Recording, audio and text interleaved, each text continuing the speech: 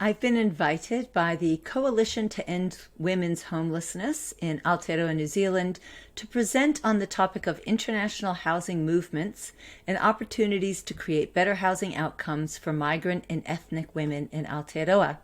We gave the talk on the 9th of August, which in South Africa is National Women's Day.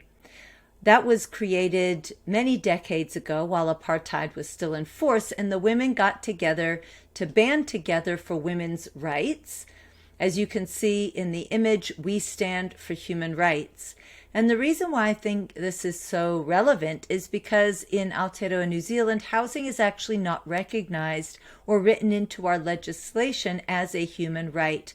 And so it's very fitting that as we look at housing for women, that we also have the messaging that housing is a human right. I start with a little background on myself. I grew up as a diplomat in many countries. I've lived in 12 countries total, but I settled in South Africa when I was going to give birth to my daughter, and then I adopted my son. And in 2006, we moved to a property in a Zulu area where we were able to build our own house with our hands and using found and some purchased materials. We really made it quite simple because that's what we could do ourselves. And around the house, we created food gardens and medicinal gardens. We had solar hot water, water that was tapped out of the mountain. Our energy came from the sun, and most of our food came from the garden. It was an intentional community that was in the foundational stage where there were going to be many other families living there and have a bit of a village. Unfortunately, that didn't work out. On the property also, we built yurts. We had wattle trees growing around the property in abundance, and so we used those wattle trees to create the framing of the yurt. The yurts were extra accommodation for guests, being able to build my own home, as well as make these yurts in a simple, easy, affordable way that we could just do on our own. So I wanted to share about what was this meaning for me, the significance of my home and my homestead, and the values that I have as it relates to where I live. So that in that place, I had a community of people who shared similar values. We were sharing resources and activities. I felt a sense of accomplishment and competence that I could make my own shelter. It was an affordable place to build and live. It was a low-impact, climate-adaptive lifestyle. I had healthy living with food and plant medicines and time freedom to educate and play with my children. We had connection with the diversity of people and with nature. We were learning and evolving on a regular basis. We were able to contribute to our community through teaching best practices in resilient living, and we derived some income through our land-based education and activities. So as you can see, it was much more than a home. It was a holistic place to live. So then in 2016, we decided to move from South Africa to New Zealand. I was offered to work with Shama Ethnic Women's Trust as the community-led development practitioner. There we were seeing a lot of the women coming into our center had challenges in their lives that were related to housing. If you were to drill down into where did those challenges come from, if it was domestic violence, quite often those women were not able to easily leave where they were living. We didn't have enough housing in Hamilton to just move women out from an abusive situation into another home. Quite often they would have to go to a shelter, which left them quite precarious, and some chose perhaps rather to stay in their home to try to work out the relationship, but of course exposing themselves to more violence. So this was a common occurrence for us to see these challenges that women were going through, and we really thought that if we were to tackle the housing conundrum, that we would perhaps be able to be the fence at the top of the cliff instead of the ambulance at the bottom of the cliff. So I got a grant to research housing solutions for women, looking at it particularly through a cultural perspective. So some of the challenges that women face that were coming up in the research: financial hardship, compromised safety and well-being, social isolation and lack of support, discrimination, overcrowding, lack of autonomy, precarious security of tenure. So, as I mentioned, all those challenges, interestingly enough, as I was leading this research, I also had the same lived experience, having hidden homelessness and housing precarity in both Hamilton and in Nelson, where I then moved in 2021. I had this housing hardship due to the breakup of my relationship, where I had to sell the home that I was sharing with my partner so he could get his half, but I didn't have enough income on my own to be able to afford to buy the house. So that meant that my 2 children and I, had to move out of the house and find a place to rent. But there is discrimination of renting to a single mother. And so as many homes as we went to see that we would have liked to have rented, we were never the chosen applicant. There's also lack of available houses. There were way too many people trying to apply for the few houses that were actually available to rent at the time. And I might have been able to have other choices if I had been able to afford whatever the rent was, but I had a limit on what I could afford based on my income. And I was looking for a 3-bedroom home, given I have a son and a daughter.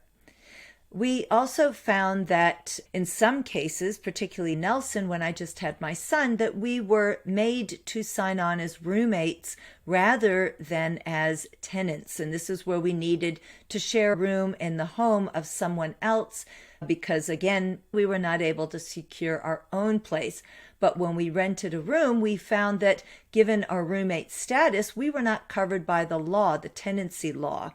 And so that left us very vulnerable. And when families, some of the homes we lived in, sold their home, we had to move fairly quickly. So after this housing precarity for 1.5 years in Nelson, when my mother passed, I received an inheritance and I had the choice of what kind of house I wanted. Well, really the only house that I could afford was a tiny home. And so I bought one. I then had a struggle of finding a place to put it because our laws also are not really easy for tiny home owners. They're not fit for purpose. But luckily, the oldest community in Aotearoa, Riverside, did have 2 spaces that they had available for tiny homes to lease. And so here is where I am settled, the top of the South Island, and it's really a fantastically spacious place. On the inside, there is plenty room for me. So I do have housing security for my house, although I don't really have land security because I've only got a 2-year lease. And at the end, Riverside, either I need to join as a member or I need to move on. There are terms for membership, so we'll see when that time comes. So in this presentation, I'm going to mainly focus on this middle section called collective housing. So on the left, we have assisted housing, which is where not-for-profits and community housing providers play a role to get funding that they channel from central government to be able to make available through different means. We have organizations locally that provide rental and a shared home ownership. However, one needs to have a fairly low income, and there aren't enough houses being built for the number of people on the waiting list. And then we have the market, which is driven by market prices, which are way out of the reach for most women, particularly single women. So we look at what can happen within the collective housing space. There we've got actually 5 different models. We have cooperative housing, co-housing, community land trust, papakainga, and one might also include eco-villages.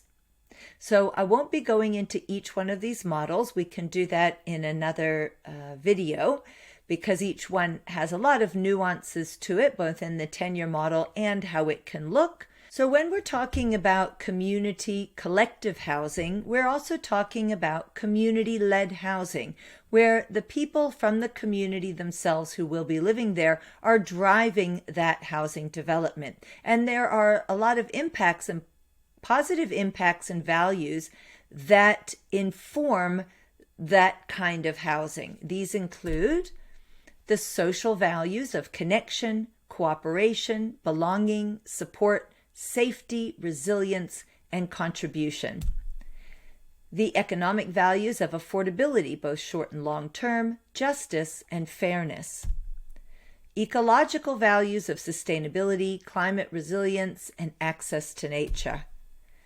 Cultural values, such as living in a way that meets a family or group's cultural needs and traditions. And other values like creativity, empowerment, agency, and choice. So this is what informs that development, unlike conventional development, which is primarily informed by profit and just meeting the regulatory requirements. So this kind of housing is best done if we think about it in three different ways. So we're developing differently. We're first thinking about the regenerative systems, which cover the entire project. And again, we've already talked about those values, looking at economy, culture, ecology, and social. So that's a value system. We then get into what makes it collective. Well, people need to be able to have the skills to be able to make decisions, resolve conflict, and be able to work together as neighbors. So we have skills like conflict resolution, governance, communication, decision-making. We also need to have partnerships with other not-for-profits to be able to make it financially viable. And we have then those two pieces informing what the built and structural system will look like. So we might have a very different form of water and waste in construction, given that we've got those other values that are taking the priority. It gives agency to residents who feel socially connected. It can build in perpetual affordability and other values. So we're looking internationally at some women's housing organizations. So I found the Women's Housing Company in Australia, which offers affordable rental, crisis, and transitional housing. It is a not-for-profit, serves women of all ages, but only in this geographic area. Nearly 1,100 properties are managed, and it's been operating for 40 years. We have the next one called the Women's Property Initiatives in Australia. They offer affordable rental. It's a nonprofit organization. It serves women at risk of homelessness, low-income women and their families, owns and manages 101 homes, which accommodate more than 250 women and children. It manages 140 affordable rental properties and also has a mixture of typology for different size families. They also have a program called Better Together Housing, which is more like a matching women who need a room with a woman who might have an extra room in her home. And we have Women's Housing Limited, which is affordable and long-term rental and offers wraparound services to women at risk of homelessness. And they have a certain amount of properties as well. Here's a great example in the UK, which is both working with a community housing provider as well as market individuals. So this is called New Ground Co-Housing by the Older Women's Co-Housing. And they have a mixture of ownership. So some are affordable rental and are helped by a not-for-profit housing organization, and other women were able to buy their housing straight out. And in the United States, in Philadelphia, there is the Women's Community Revitalization Project. They have rent-to-buy ownership and long-term rental, and they're also a not-for-profit, and they serve low-income women and their families, and they have 322 new homes. They also have a community justice land trust, which promotes equitable development through community ownership and has 36 rent-to-own homes. The thing about the community land trust is that it caps affordability to the cost of living, making it perpetually affordable. So in terms of why should funders put their time and resources, maybe public money, into housing projects serving women? Well, the Women's Property Initiative did a report and found that The social return on investment was that for every dollar invested in women's property initiatives, $11 of social value is created. So the tenants experienced 63% of that, children experienced 18%, and the government experienced 12% of that in the form of savings that are related to things like justice, public housing, and health. That is quite a return on investment, and that's only within a 1-year period of time. Okay, so in that report that I wrote, there are lots of recommendations that I make to central government, local government, as well as other role players. So the first one is reform. Reform the financial, tax, regulatory, and zoning policies to support collective housing models that enable and remove barriers. So in the report, I go into what are those barriers and what would those reforms look like. The report is 85 pages, and so I'm really just giving you the highlights. But if you want more details, please do go to the commonground.net.nz website to be able to download a copy of this report. So the second recommendation is support and collaborate with collective housing organizations for more diversified housing developments. Underwrite and financially support alternative tenure and innovative housing solutions to reduce the risk of investment. Establish a national community land trust to make land available. Invest in the development of toolkits that enable an informed, supported, and collaborative process for collective housing development. Make available progressive home ownership funds to collective housing groups to increase access to affordable home ownership. Create a Ministry of Housing portfolio for women and ethnic families to ensure that they are represented in all housing matters. Research with ethnic groups around the country on what they consider culturally appropriate housing to inform housing policy. Establish multicultural, diverse housing guidelines for developers and housing providers. Build the capacity of women to create and participate in their own housing solutions.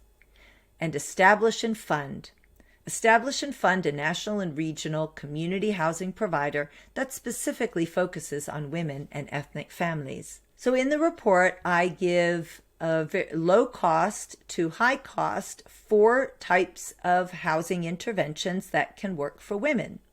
So in the first intervention, it's the rental matchmaking model. And that is similar to that sharing with friends, where there's a woman with a large house who has spare rooms and she is match made with a woman who's in need of a room. It could turn into a house share. And so there's a process by which an organization can support this matchmaking and the ongoing understanding for the women sharing together, how to be able to do that sharing, to communicate, to make decisions, solve conflict, etc. So that would be to run this pilot, see how it works, and expand. Here in Nelson, near where I'm living, there is the Home Share for Her program, which is now running, and we'll see in a year or two when evaluations are done how well this project is working for women both owning and renting. The second tier is repurposing or new build for cooperative ownership or long-term rental, and I could also call that Build to Rent Plus. So this is where we're using the cooperative ownership model, where members join the cooperative entity and then own a share in the whole property and are given a permission to occupy a dwelling or an apartment. And then when they want to leave, they sell back their share to the cooperative, maybe making a bit of money on the cost of living increase or any improvements that they've made. Or if a company starts with owning the property, there is a method by which the residents can be educated on how to run a cooperative, and they can form a cooperative company and buy out the original company. There is making use of urban density, and that is looking at creating a micro village. So in many cities, there is a density priority that allows for some one home on a property to be demolished and be replaced with 3 homes. So if we're looking at the values that women have, rather than just having 3 separate homes that would be on different titles, one can look at a different titling system.